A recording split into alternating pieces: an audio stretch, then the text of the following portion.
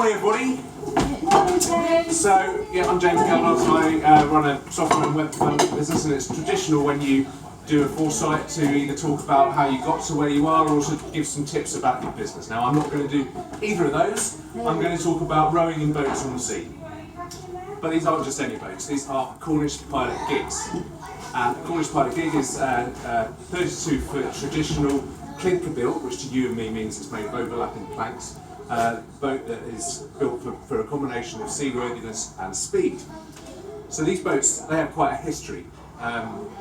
In tricky waters like in the Bristol Channel or off the Cornish coast, if you're bringing a ship into port, then you would generally bring a pilot on board who's an experienced local sailor who knows the waters and can get the ship in safely. Now, if you're coming up the Bristol Channel in a container ship these days, you'd radio Bristol Coastal Traffic Service at Avonmouth, they'll send someone out on a launch. But back in the 18th and 19th century, obviously there weren't radios, and coastal villagers would keep an eye out on the sea, and when they saw a ship on the horizon, they'd jump in their gigs and race out to the boat, and the first boat to get to the ship would be the one that got the contract. They'd get their pilot on board, and they'd be the ones that get paid. So this led to the development of fast but stable boats. And of course it led to racing, but these boats weren't just used for pilots and for racing, they were also used as general transport boats and as lifeboats as well. If you go onto the Isles of Scillies, St Agnes Church there has a stained glass window with gig rows on it, but it also has some stories about gig crews locally who saved people from shipwrecks off the island, saved tens and hundreds of people in the 19th century in really atrocious conditions. Of course, because they're Cornish, they're also used for smuggling, and that's why they're 6-oared rather than 8-oared, because only customs and excise were allowed faster 8-oared boats. The sport went into decline in the early half of the 20th century as motorised boats became more common. It was kept alive by Newquay Rowing Club, but in 1974 they commissioned the first modern gig, which was based on one of the boats they had, the 19th century Fry, and all modern boats are built based on this to exact specifications, which you can see the plan of there. Now there are 69 clubs around Cornwall, the southwest, out into Wales and various other places, 8,000 rowers. It's the biggest, apart from slightly seats rowing on sea in the Olympics, it's the biggest form of rowing by participation in the UK. In 2010, the Cleveland Pilot Gig Club, of which I'm a member, was formed. During the fundraising for the £20,000 necessary to build a boat, there was a naming competition. It was slightly hijacked by one of the local church groups who chose the English form of our town motto, Vigilate Esperate, watch and pray, as the name of our boat. We kind of got used to it now, we quite like it. I joined the club in 2011, late 2011. I was thinking of taking up sea kayaking, and my wife had been saying to me, you should join the gig club, there are a bunch of social people, you know some of them, and I was like, okay, go on then. Just to shut you up, I'll go along, and I think she regrets it a little bit now, as it's taken her out of I did my first regatta the following September 2012, when I joined the men's sea crew at the Newquay Championships, which is quite a serious event dominated by the big Cornish clubs, and we probably came about third from last, but I was hooked on the racing. So anyone here do any running? Anyone do any running? Yeah, Sue? Yeah. Yeah. So I started running when I was about 30, and one of the things I like about running is the sort of rhythmic kind of headspace that it gives you. And rowing is really like that as well, except that it's also the purest team sport. The fastest crews aren't necessarily the strongest and the fittest, although obviously that helps. But the fastest crews are the ones that can put that power in exactly in time and work like a machine together. So, and when you're in a boat where everyone's really working together, it just feels like the boat's gliding through the water, the oar just feels like it's swinging. It's really an amazing feeling. And by the way, never say to a rower, you must have strong arms, because the big muscles in your body are not here, they're your thighs and your arse. So other compliments are welcome, obviously. Anyway, May 2013, I did my first World Pilot Gig Championships. Now that is a festival of rowing on the Isles of Scillies, where 2,500 rowers descend on an island of 2,000 for the May Day bank holiday weekend. Now, My wedding anniversary is the 1st of May, so obviously that went down well as well, didn't it? Yeah. But it really is world, so we have clubs over from Ireland, we have clubs from Holland, Bermuda, the USA, even from Wales as well. Anyone who knows the Isles of Scillies knows it's a beautiful place. It's got sandy beaches, crystal clear waters, very beautiful rugged scenery. Also, gig rowing is basically the national sport there. They have inter-island races every week throughout the summer, so it's a great place to do this. And the format of the event, there's on the Saturday morning there's a 3-kilometre seeding race where all the 140 boats take part, and you're then put into groups of 12 based on where you come. And then there are a couple of heats, one on Saturday afternoon, one on Sunday morning, and then a final. The heats have promotion relegation. Top 2 go up, top 2 go down. That means there's competition at every level. So even if you're down in group J or K, you can still win that group and get on the podium. So it means no matter how good or bad you are, you still get to compete for something. The weather there can be pretty interesting. That's the beach at the Scillies. The weather here can be interesting. 3 metre swell, not uncommon. I was watching the university boat race, I think it was a couple of years ago. It was the one where Cambridge sank, I don't know if you remember that one. And Matt Vincent was commentating, and he was talking about the apocalyptic conditions on the Thames. Now, it was probably a little less choppy than we get on a typical Saturday out at Clevedon, and you can imagine what I was shouting at the TV. So anyway, the Scillies long race, the qualifying race, that's an awesome event. So if you imagine 140 boats, you need to leave about 10-12 metres between boats for the oars. So that makes the start line about a mile long. Something like that. And you're full of nervous energy when you row out there. You row up to the start line and you row the course in reverse to get to the start line. You've been training for this all winter. You've been out in the freezing cold where there's ice on your oars sometimes. I was out last night on Bristol Harbour in training row. You're nervous a little bit about a false start as well because that will mean you're disqualified from the whole weekend. So you've got to trust your cocks. But you still get a little bit of a chance to look along the line, take in the real spectacle of it. If you've been doing it a while, like I have, then you probably have a bit of a wave at some friends or rivals. Anyway, then the call comes over the radio, 1 minute to go. And then 30 seconds to go, and you've got your oars just above the water, you're taking in big breaths to get oxygen into your muscles. And then 10 seconds, you're kind of like 6 coiled springs ready to launch. And 5, 4, 3, 2, 1, go. 10 short, sharp strokes to get the boat moving. Then you lengthen out for 10, you keep the rate high, you're keeping full power. 10 more strokes, you're starting to have a little bit of oar tussles with the boats that you're going to be racing against for the next 20 minutes. And you breathe in for 10, look for the water as the boat rides over the waves. Another power, 10, long and strong, and then you settle down with long recoveries, catch, drive, pull that oar fast through the water. And now you're racing. The field starts to thin out a little bit as everyone finds their natural position.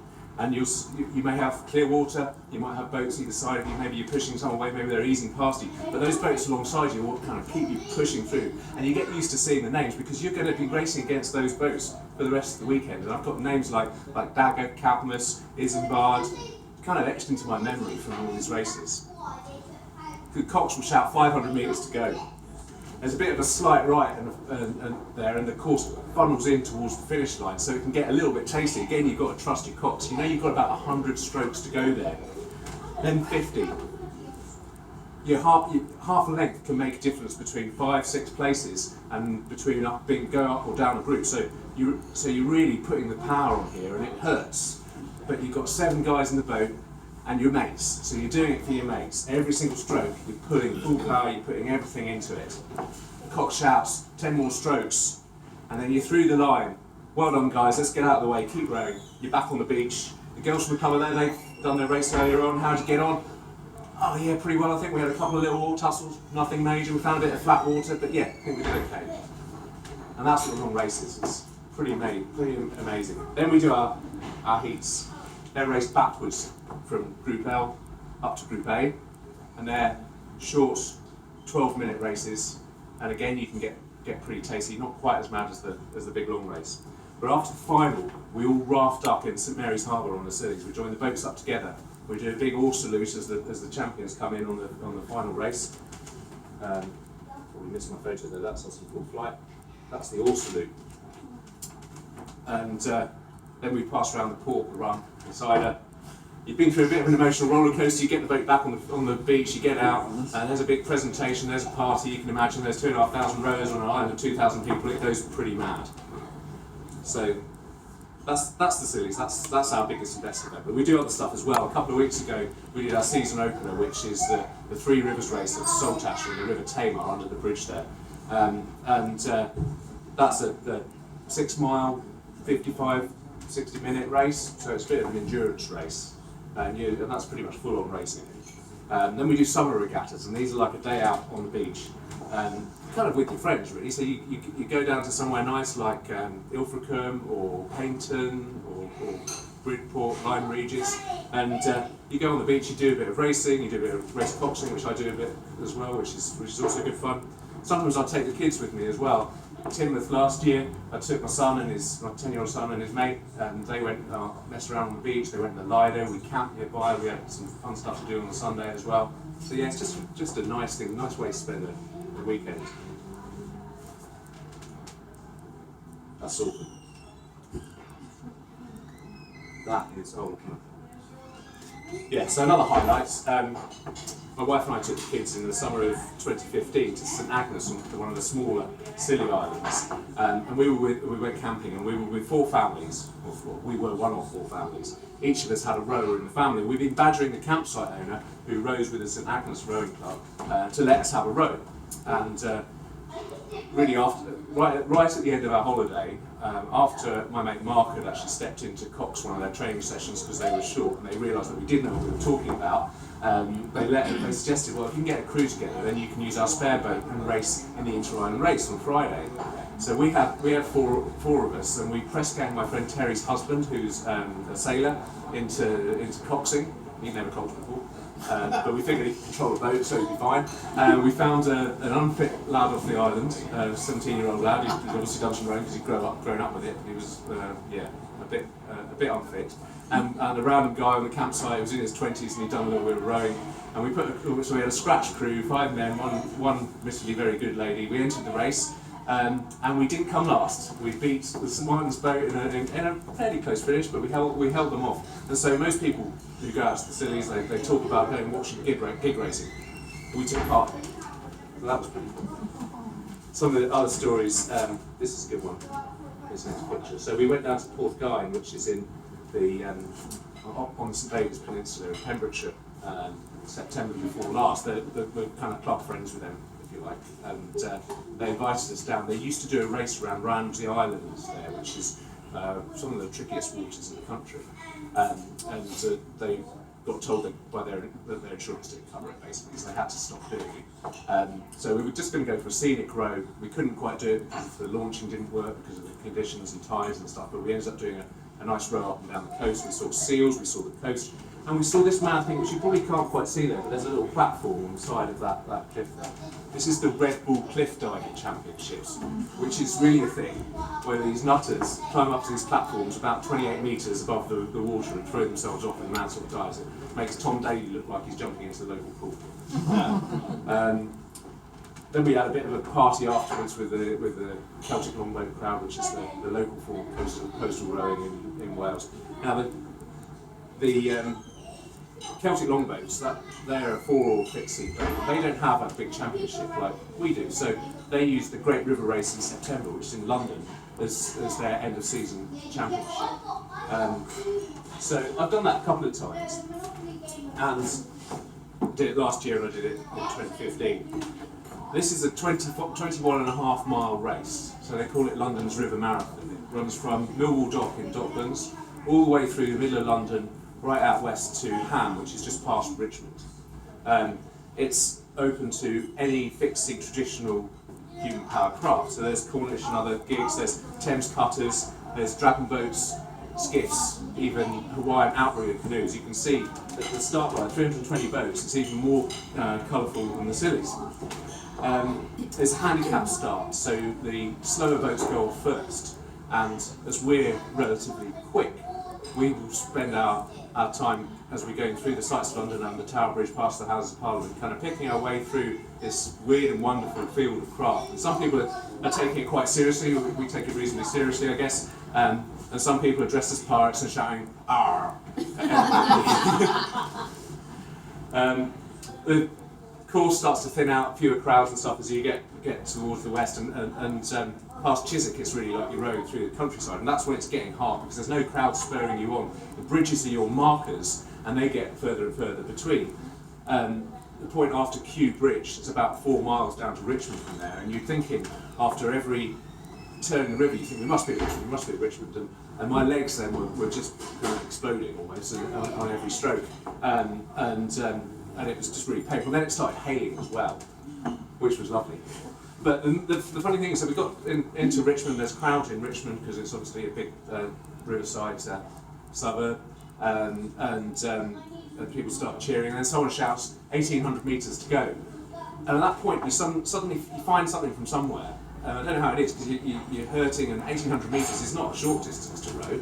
It's one of our short races in Scillies pretty much, but you just find that extra energy and you kind of push on through, and we had a strong finish. We came, last year we came 8th out of 42 gigs and we came 43rd overall in the race of 320 odd, so we were pretty pleased with that.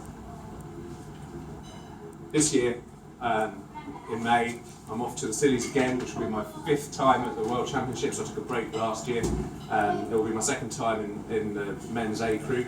I'm the oldest in our men's A crew by probably about 15 years. Our cock said, he said when we got together as a crew, he said everyone in this boat has been selected for potential, apart from James, because I'm 43, and they're all in their 20s, or 17.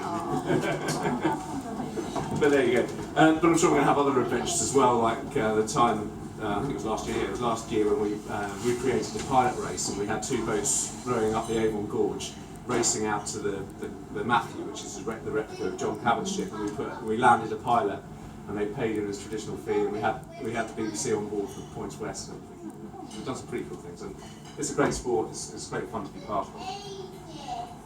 So what have I learned? So one of the 2 really key things that I guess out of rowing in applies to life, and one of them is that you can always go further, harder, faster or longer than you think you can. Your brain avoids pain, right? But if you push on through that pain barrier, you can always go further than you think, and what I've talked about in rowing is a bit of a testament to that. And the other thing is how much your team helps you, sorry. So you're recording this. So in a rowing race, I'd say there's 3 key motivations. So one is I want to win, and that's fine. But I can always find excuses for why not to pull as hard or to train as hard or all that kind of stuff. And so another motivation is we want to win as a team, and that is more powerful because there are 6 of you, 7 of you if you count the cocks. But I think the flip side of that is even more powerful, which is I can't let these guys down. I've been training with these guys for the last however many weeks, months. They're all hurting the same degree as me. If I stop pulling, they're going to have to make up for me. So I'm going to pull for all my mates as well. And I think that applies to life and to business. And so whether it is your sports team, or your family, or your business partners, or your colleagues, or your social networks, or your business networks, find your team, push on through the pain barrier, achieve great things. Thank you. Any questions? I have a question. Yeah. So we just had the boat race, James, and I was thinking when you were saying about the Scilly Isles, Yeah. the boat race, you see that finish line and you've got the white thing that tells you who's the marker, who's won. How the hell do they work out all those however many boats? Who the hell's 1, 2, 3, 4, 5? Well, so they have. So there is a finish line. So there is You talked about a funnel. So it's between. So the finish line is probably 100 metres wide, and it's got there's a buoy Yeah. with a kind of checkered flag on it, and then the other line is on the harbour wall, and so that's the line. And so they're writing stuff down, and they also do video as well. So if there's any doubt, they can go back and look at the video at the finish and see if you went quicker. What is there a maximum height of wave that you would sensibly go out and row it? But if it will cope with 3 metres, which is a pretty big wave.